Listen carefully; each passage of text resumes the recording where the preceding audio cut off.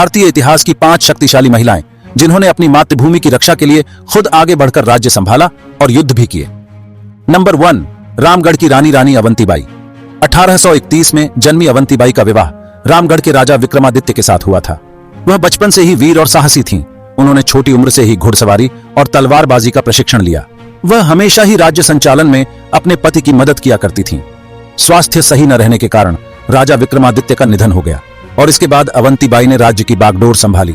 लेकिन अंग्रेजों को यह मंजूर नहीं था कि एक रानी रियासत संभाले। उन्होंने तुरंत रामगढ़ को ब्रिटिश सरकार के अधीन लेने का फरमान सुना दिया। उन्होंने रामगढ़ रियासत को कोर्ट ऑफ वार्ड्स के अधीन कर लिया और शासन प्रबंध के लिए एक तहसीलदार को नियुक्त कर दिया। रामगढ़ के राज परिवार को पेंशन दे दी गई। इस घटना से रानी वीरांगना अवंतीबाई लोधी काफी दुखी हुई और उन्होंने अंग्रेजों के खिलाफ युद्ध करने का फैसला लिया।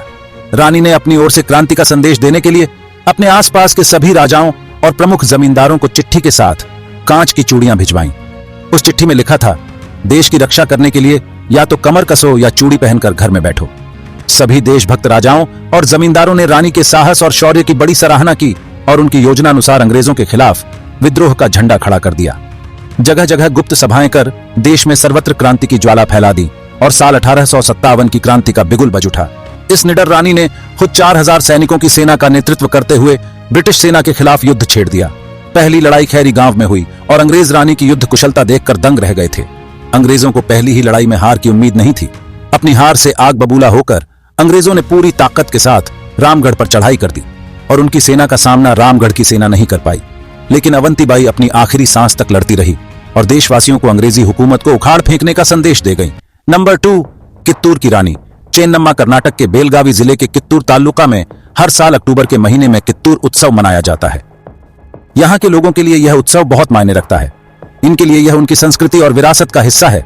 हालांकि इस उत्सव की शुरुआत साल 1824 में यहाँ की रानी चेन्नम्मा ने की थी।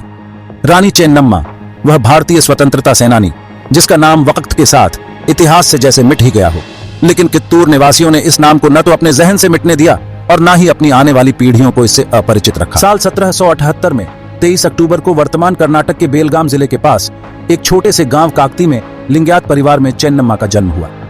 बचपन से ही तलवारबाजी, तीरंदाजी और घुड़सवारी की शौकीन रही चेन्नम्मा की बहादुरी से पूरा गांव परिचित था।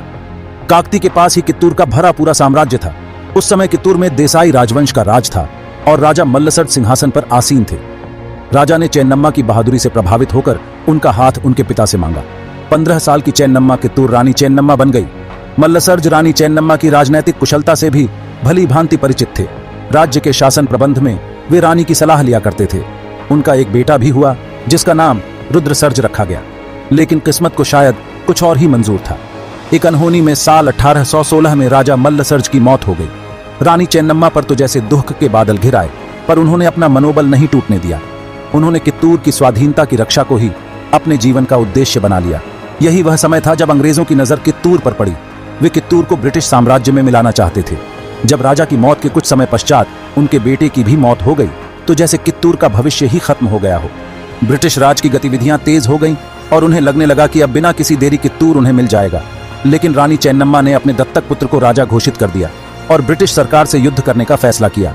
अंग्रेजों को लगा कि आज नहीं तो कल रानी चेन्नम्मा कित्तूर उन्हें दे देगी, लेकिन उन्हें नहीं पता था कि यही रानी चेन्नम्मा भारत में उनके पतन की शुरुआत बनेंगी।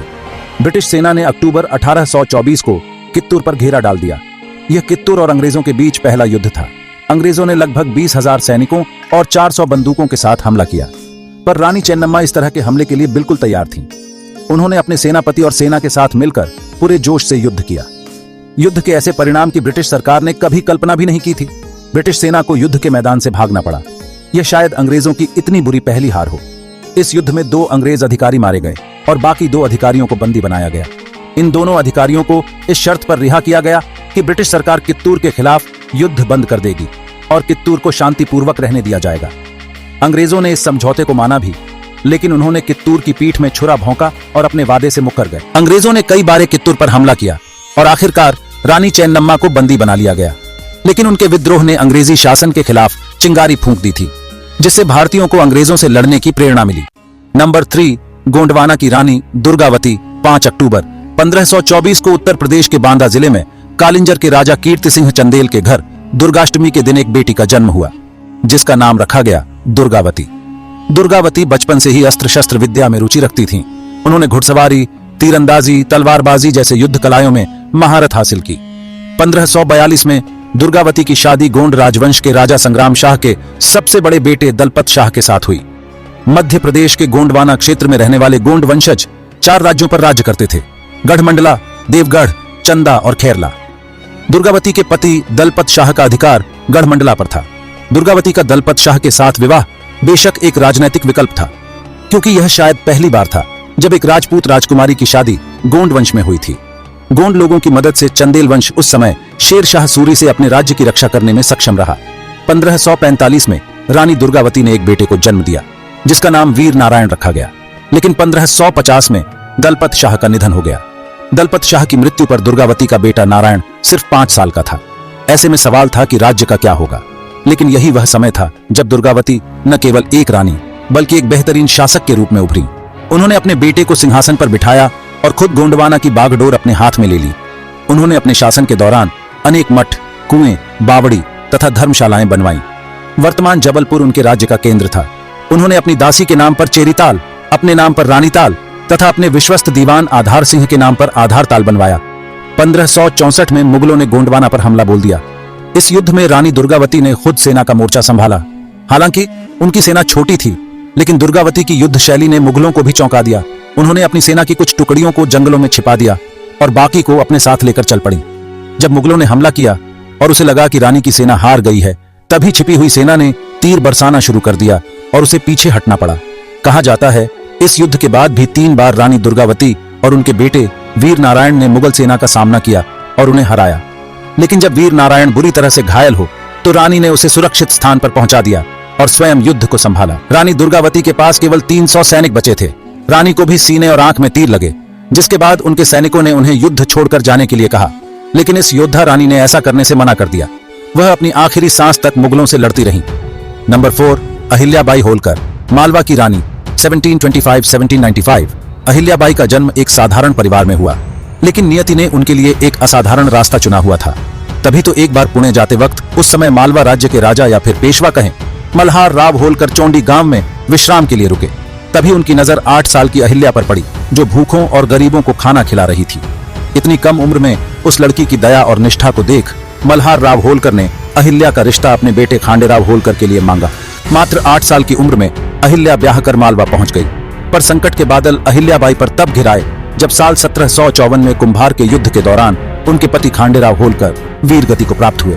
इस समय अहिल्याबाई केवल 21 साल की थीं। समाज की रीत के अनुसार उन्होंने सती हो जाने का निर्णय लिया, पर उनके ससुर ने उन्हें रोक लिया। हर एक परिस्थिति में अहिल्या के ससुर उनके साथ खड़े रहे।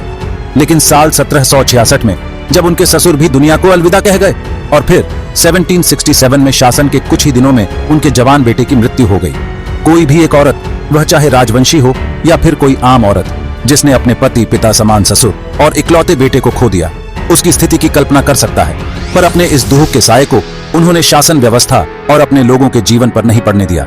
11 दिसंबर 1767 को वे स्वयं मालवा की शासक बन गई।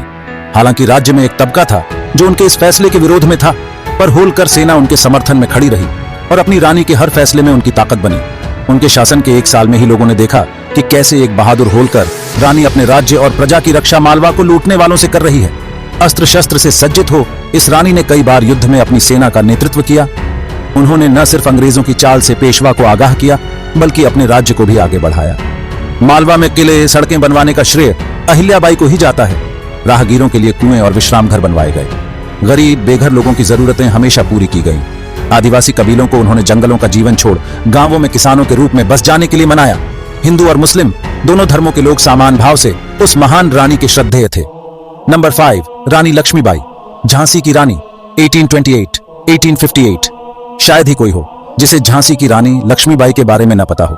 इतिहासकारों के बाद फिल्मों और टीवी सीरियलों ने भी रानी लक्ष्मीबाई की वीर गाथा को घर घर तक पहुंचाया है। लक्ष्मीबाई का वास्तविक नाम मणिकर्णिका था और उनका जन्म काशी में हुआ था।